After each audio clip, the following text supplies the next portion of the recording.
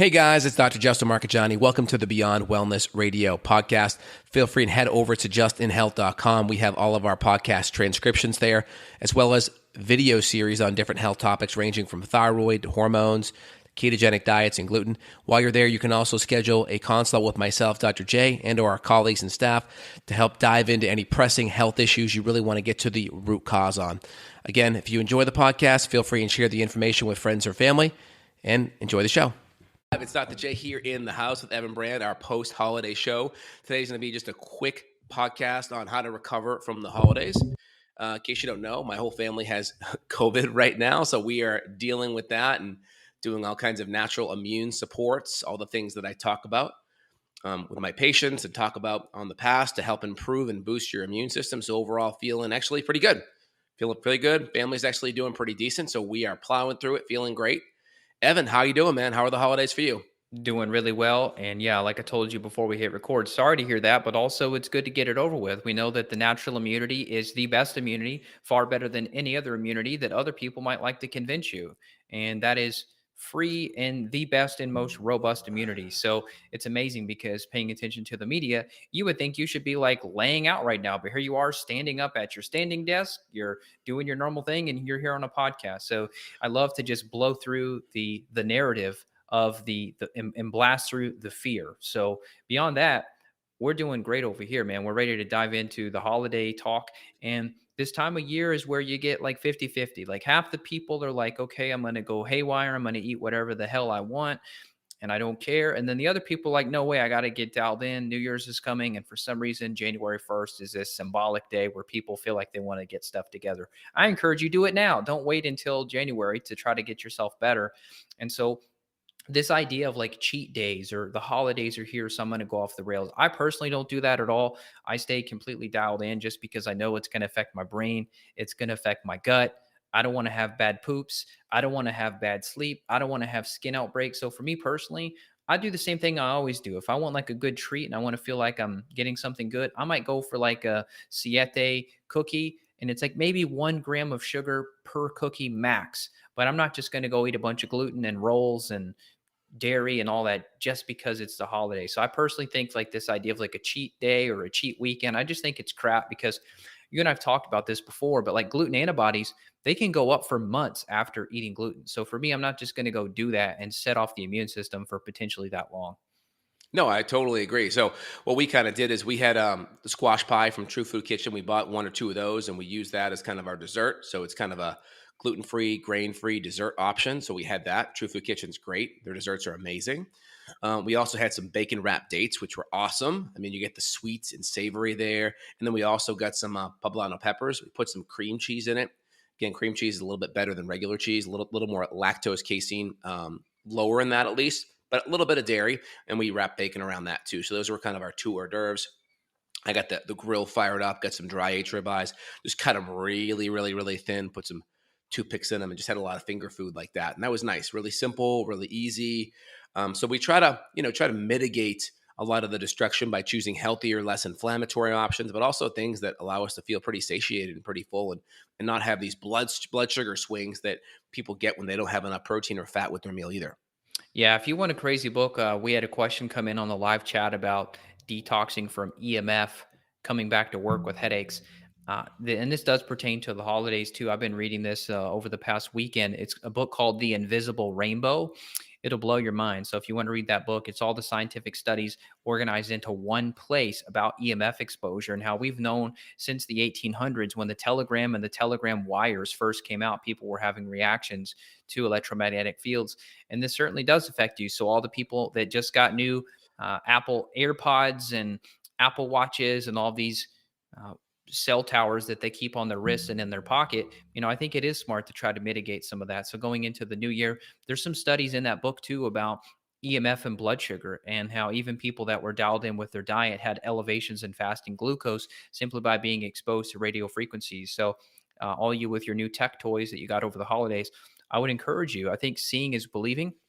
Not everyone is sensitive, meaning they're not going to feel it, but at a biological level, there probably is something going on. So you could get an RF meter. There's one out of Canada called Safe and Sound. That's what I use. And Hmm. I've measured. I stood face to face with a cell phone tower, and that was about 10,000 microwatts per square meter. An Apple Watch that a friend of ours had was 2 million microwatts per square meter. So people freak out about cell towers, but they've got, I can't even do the math, 100x the radiation of a cell tower on their wrist all day. So on the EMF subject, I would not use or recommend those devices. Yeah, what I do is I have a little tripod here. And I take my phone and I put it on a tripod and I put it in front of me. And I'll just use Siri to kind of call my patients like that. So I'll put it away from me, which is nice. That way it's not on my person. And then I use just a little holster like this, and I tuck my phone in like this. And a couple things you can do. So you can actually, I don't do this personally, but you can slit the side here and you can put some aluminum foil in, and that will create a protective barrier with the phone going into your skin. So that's an option if you're really sensitive. I put it on my back right hip. So there's a lot of tissue there. There's a lot of bone, a lot of meat, a lot of glute muscle. And the cell phone, it really has exponential, it has a logarithmic intensity. So the first inch is the most intense, and then it logarithmically drops off.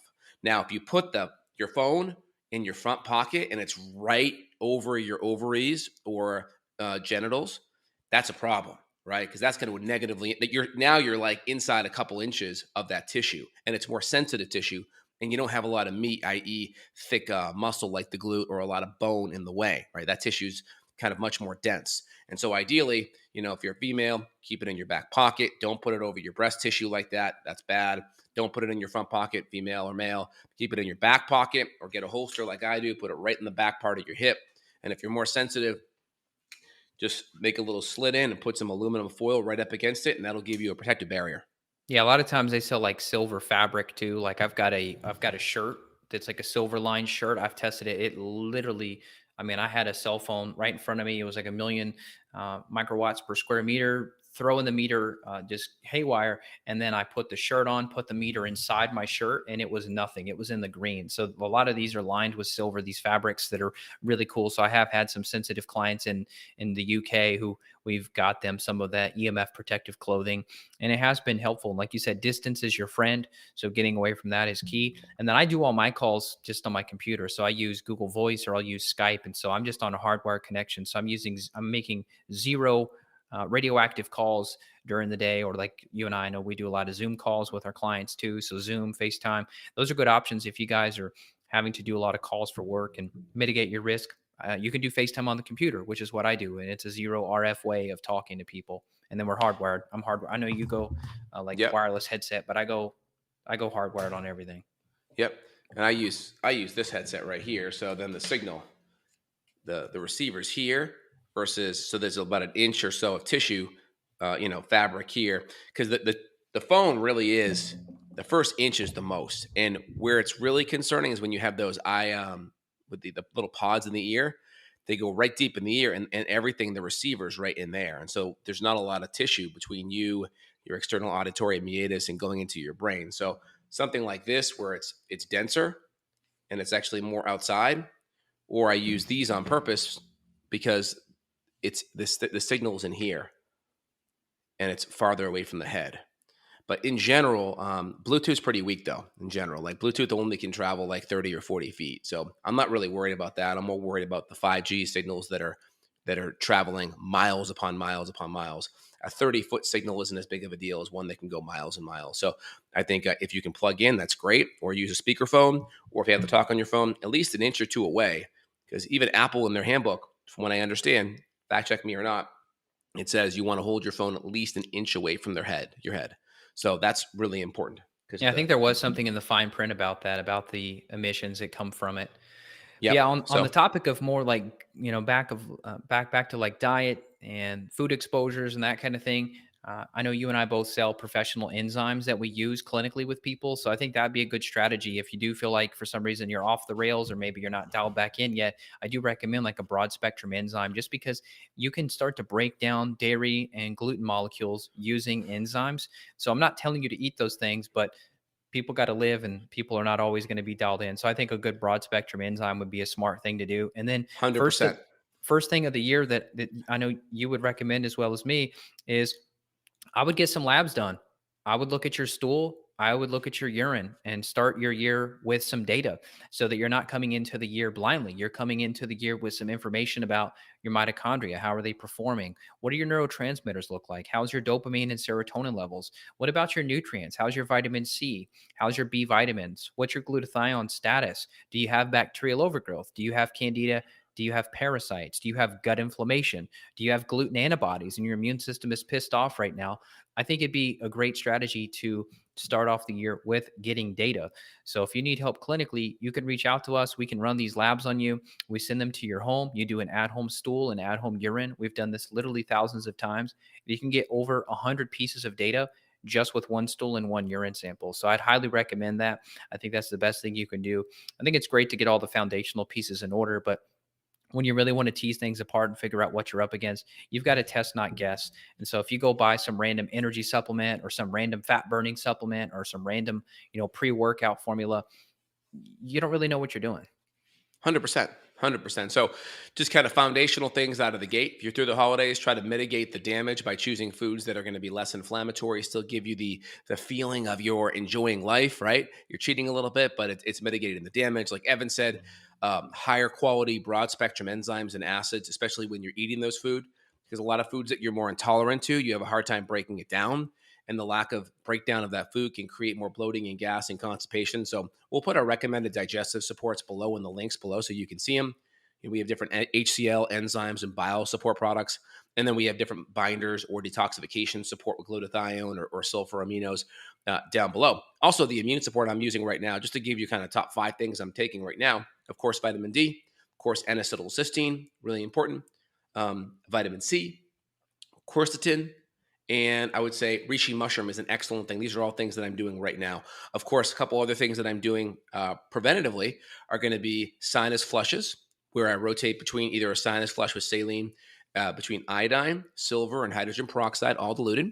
And I've been doing a little bit of nebulizing hydrogen peroxide. And I've been just taking the 5 ml saline blister packs and doing about 3 to 4 drops of hydrogen peroxide in there, which brings the amount to about 0.1%. And that works really good, just trying to keep kind of disinfecting that upper respiratory tract airway. That's where the virus tends to replicate and grow. And if we can knock that down with flushing or nebulizing, that prevents the viral load from going up, which that's what creates all the inflammation, right? So if we keep the viral load down, keep some good natural anti-inflammatories going, keep your immune system supported. Of course, sugar suppresses your immune system. Get 12 hours of sleep a night. All these are foundational things out of the gates.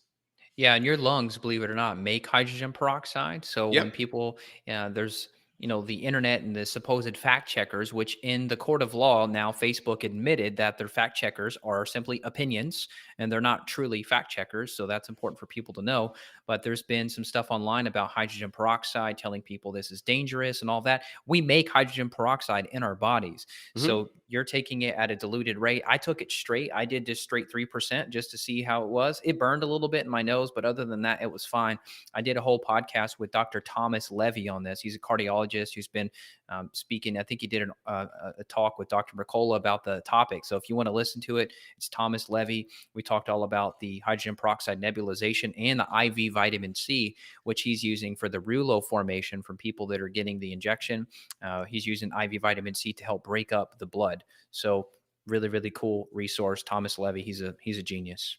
Very cool. Yeah. So you want to bring it down to about 0.1%, just so it's more gentle. If you go a little too much, it'll just give you a little burning and such. And make sure it's saline that you're using. I use a blister pack saline. I'll put a link down for that as well. You want one that's specific for a nebulizer, just so you don't irritate your respiratory tract. You want to make sure it's good, clean, sterile saline with just enough right amount of minerals to be in harmony with that mucosal tissue. Well, anything else here, Evan, you want to highlight? We'll keep it really quick today. I'm happy you're doing good and you're doing all the right things. So definitely all the things that should be headline news, the things that are very safe and effective. And as Dr. Levy made the point to me, you're talking pennies or less than pennies per dose in some of the supplements and nutrients that you're taking. So just in regards to cost, this is almost free. The protocol that you're using, this is a very safe at-home early treatment protocol. So I'm just really proud of you for doing that and spreading the word. And hopefully we can help more people. Absolutely, Evan. Appreciate it. And guys listening, if you want to kind of get your 2022 off to a right start and you have some health issues you want to dive into, feel free head over to evanbrand.com. reach out to Evan or myself, Dr. J at justinhealth.com. We are here to support your natural health, kind of root health needs. We're here for you. We'll put our recommended products and things that we chatted about in the description notes below. And if you guys enjoyed, share with friends and family and write us a review. We'll put all the links down below. You guys have a phenomenal holiday season, and I hope your Christmas and holidays were great. Yep. We'll see y'all soon. Take it easy. Stay Take strong. care. Keep your head up. Stay motivated. Don't give in to fear. Everything's going to be okay. Take care, y'all. Bye now. See ya.